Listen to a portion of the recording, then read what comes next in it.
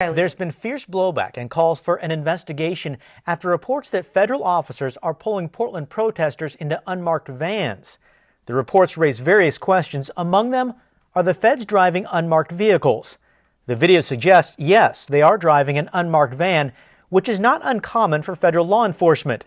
But a former U.S. Attorney for Oregon under the Obama administration says transparency is critical. Look, it's just central for accountability that we know who's doing the arresting, who's being arrested, and what they're being arrested for. You can't hold folks accountable. You can't ensure that we're following the rules and following the Constitution if you don't do that. Another question, are the feds arresting people without probable cause?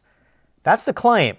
In an interview with OPB and the Washington Post, one Portland protester said he was searched and placed in a holding cell in the federal courthouse. He was later released with no record of his arrest.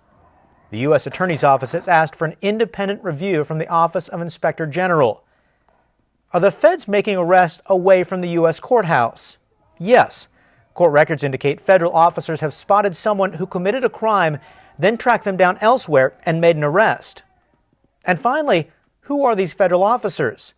Federal law enforcement, including the U.S. Marshals, Federal Protective Service, U.S. Customs and Border Protection, and Homeland Security, were called in earlier this month from outside the area to help protect federal buildings in downtown Portland.